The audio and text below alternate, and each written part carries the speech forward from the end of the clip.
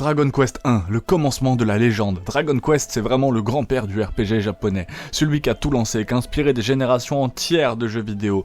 Mais est-ce que ça tient encore la route aujourd'hui? Est-ce qu'on est juste en train de vénérer un fossile numérique par pure nostalgie?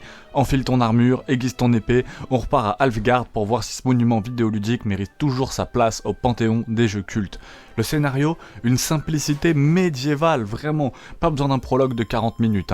T'as un héros sans nom, descendant du légendaire Erdik, et ta mission est simple. Comme bonjour, sauver la princesse et terrasser le Dragon Lord. Et oui, pas de rebondissement digne d'un trailer, mais à l'époque c'était révolutionnaire d'avoir une aventure avec un début, un milieu, une fin.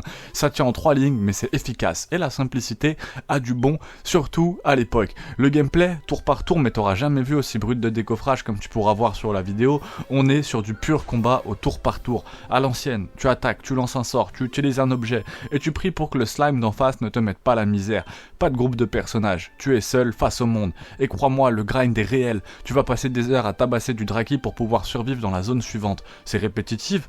Oui, c'est sûr, mais il y a une satisfaction bizarrement addictive à voir son perso devenir plus fort. Et chaque niveau gagné est une vraie victoire. On sent la patte old school qui récompense la persévérance. Le monde c'était un peu un bac à sable en pixels. Alfgard est petit, mais à l'époque c'était une révolution. Pouvoir aller où tu veux quand tu veux, à condition de ne pas te faire démonter en 3 secondes par des monstres trop puissants. Le jeu ne te tient pas par la main. Pas de marqueur de quête, juste des indices lâchés par des PNJ. C'est à toi de cartographier le monde dans ta tête ou sur un bout de papier et de résoudre des énigmes.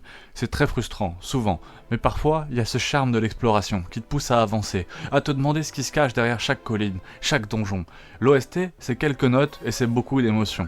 Les musiques de Sugiyama sont iconiques, même si elles sont ultra simplistes aujourd'hui. La mélo d'intro te transporte dans l'aventure, chaque thème de ville ou de combat a cette saveur 8 bits qui te donne envie de continuer. Vraiment, c'est un trésor du passé.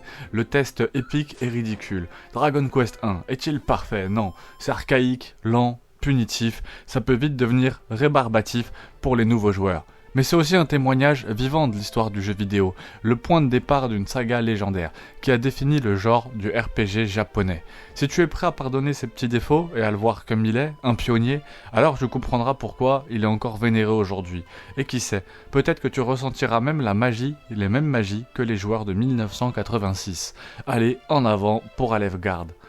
J'espère qu'elle vous a plu quand même, cette petite vidéo très simple. J'ai vu que les vidéos sur Dragon Quest vous plaisaient plutôt sur la chaîne. On en a vu pas mal, il en reste un paquet à voir. N'hésitez pas à me dire le prochain que vous voulez voir. À très vite.